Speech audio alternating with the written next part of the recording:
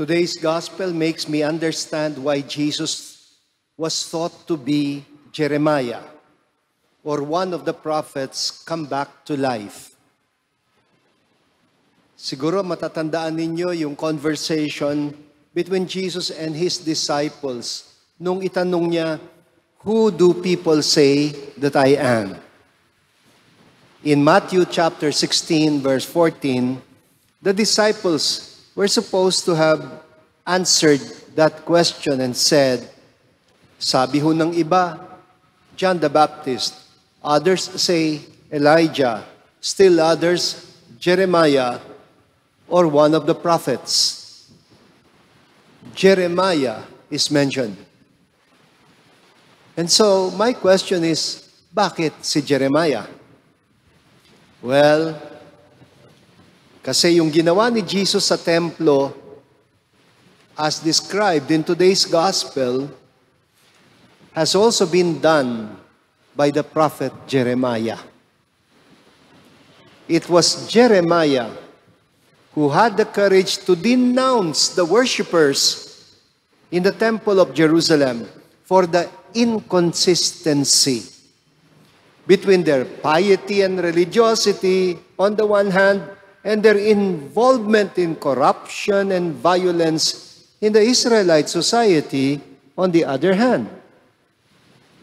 He was the one who dared to call out the blatant disconnect between all the praying and worshiping that the people frequently did in the temple and all the killing, thievery, and lying that they allowed and actually participated in almost on a daily basis. I don't think I can say it any better than the prophet Jeremiah himself. So just listen to what he says dun sa kanyang famous temple speech. And I recommend that you spend time reflecting on it. Chapter 7 of the book of Jeremiah. Let me quote him. Sabi niya, "Look at you.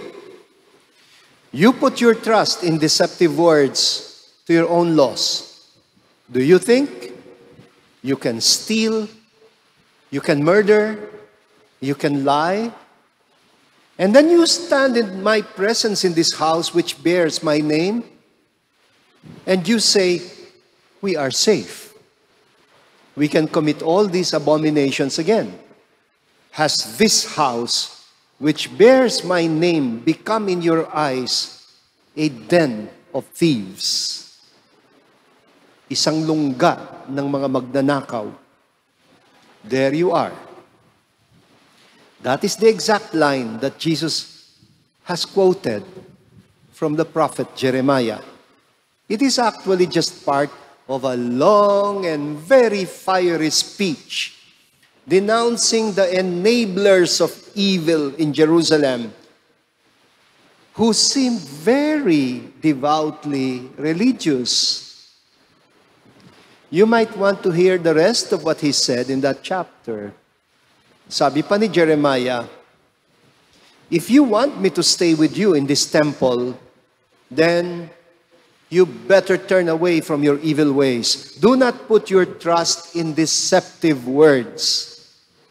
Only if you deal justly with your neighbor, if you stop exploiting the migrants, the orphans, and the widows, if you stop shedding innocent blood, only then will I continue to stay with you in this place," sabi ng Panginoon.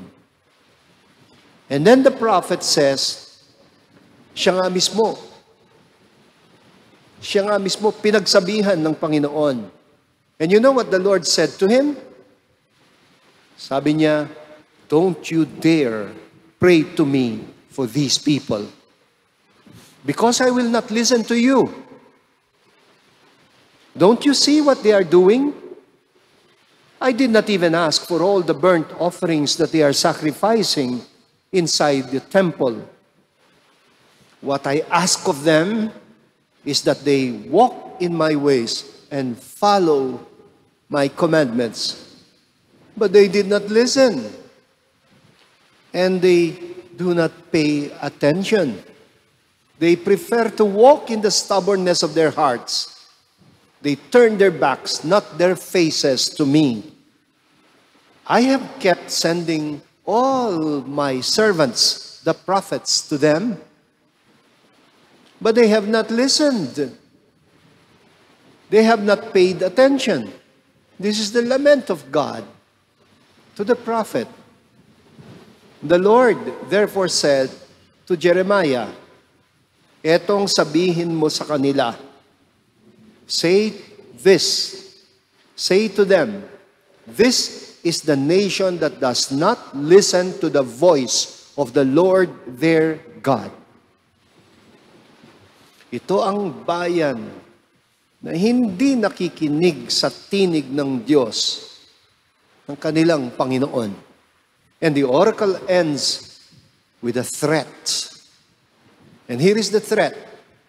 I will silence the cry of joy.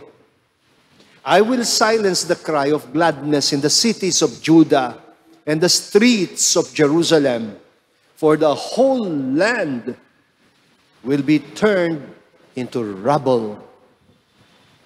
Nakakapangilabot pakinggan. You know, these words do not sound like they were said more than 2,600 years ago now. I have a feeling that the Lord is also saying them to us Filipinos now, and is giving us the opportunity to render Him the kind of worship that He truly appreciates. It is in Isaiah chapter 58 where we read a reversal of this curse of Jeremiah. When the time comes that people learn to make their religiosity consistent with their social behavior, that is the time, says the prophet Isaiah, sa verses 8 to 10 of Isaiah chapter 58.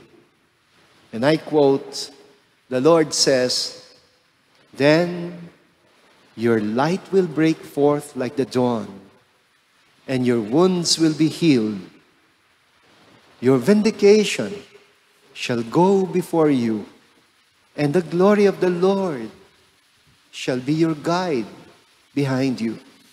Then you shall call, and the Lord will answer you. You shall cry for help, and the Lord will say, here I am. And then your light shall rise in the darkness, and your gloom shall become like midday.